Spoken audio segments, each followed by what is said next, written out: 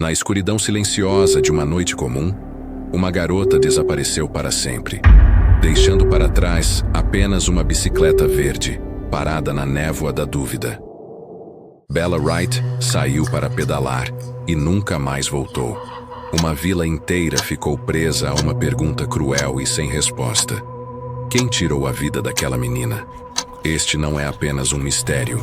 É uma ferida aberta que assombra gerações, destruindo sonhos e famílias, e roubando a paz de um lugar esquecido pelo tempo. Agora, você vai conhecer a verdade por trás do desaparecimento que chocou a Inglaterra pós-guerra. Eu sou Crowley. Senta, apaga a luz e entra na história. Bella Wright tinha apenas 21 anos, mas seu olhar carregava a vivacidade de quem ansiava pela vida. Trabalhava em uma fábrica de borracha em Leicester, cidade pulsante que lentamente se recuperava da Primeira Guerra Mundial. Todas as manhãs, a jovem acordava cedo, vestia seu uniforme simples e seguia de bicicleta para a fábrica, passando por campos e estradas que conhecia de cor. Nas horas de folga, Bella escrevia cartas para o noivo, John, marinheiro da Marinha Real. Falava de seus planos para o casamento, dos passeios de bicicleta que gostava de fazer e da esperança de um futuro tranquilo. À noite, sentava-se à janela, observando a lua refletida nos campos molhados de orvalho, e sonhava. Era 5 de julho de 1919. Bella decidiu visitar seu tio, George Measures, em Golby. Uma decisão simples, mas que mudaria tudo. No caminho, pedalando por estradas de terra e ladeiras suaves, encontrou um homem empurrando uma bicicleta verde. Ele parecia ter uns 35 anos, com rosto largo, bigode bem aparado e um ar educado. Disse estar indo para a mesma direção. E assim, lado a lado, seguiram.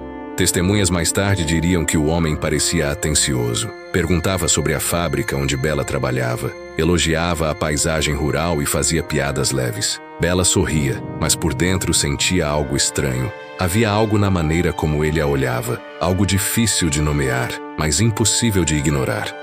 Chegaram à pequena casa de George Measures por volta das 8 da noite. O homem educado ficou do lado de fora enquanto Bella entrou. Ele insiste em me acompanhar, tio, disse ela com um riso nervoso. Se ele for inconveniente, me avise, respondeu Measures, franzindo a testa. George Measures notou o desconforto da sobrinha. Ele ofereceu que ela ficasse ali até de manhã, mas Bella, teimosa e confiando em sua própria coragem, recusou. Vou tentar me livrar dele antes de chegar em casa, prometeu ela, ajeitando o chapéu de palha na cabeça. Por volta das 20h50, Bella e o homem partiram. A noite caía devagar e o céu se tingia de azul escuro. Eles pedalaram em silêncio por alguns minutos e depois trocaram poucas palavras. Testemunhas viram as silhuetas se afastando, duas figuras contra o horizonte que parecia engolir a luz. Pouco depois das 9, Joseph Cowell, um fazendeiro que retornava do trabalho, encontrou algo que gelou seu sangue. A bicicleta de Bella, caída no acostamento,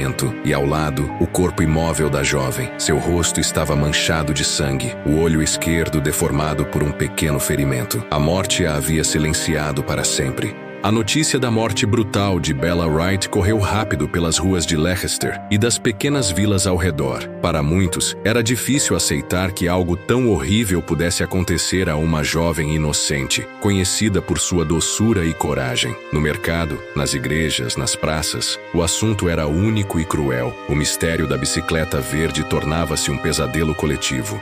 Senhoras do vilarejo falavam sobre Bella com lágrimas nos olhos. Uma vizinha lembrava, era uma moça tão boa, nunca fez mal a ninguém, sempre sorria pra gente. Um amigo da fábrica dizia, ela estava animada com a vida. Pensávamos que tudo ia melhorar depois da guerra, mas isso nos deixou sem chão.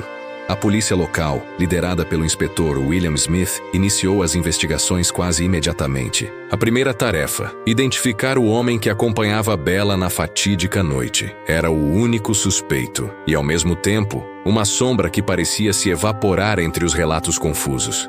Diversos moradores afirmaram ter visto Bella e o homem da bicicleta verde juntos. Um agricultor disse, ele parecia um homem educado, mas algo nele me incomodou. Não sei explicar. Outra testemunha relatou, ele não parecia da cidade, talvez um forasteiro, mas nenhuma dessas descrições levaram a uma identificação clara.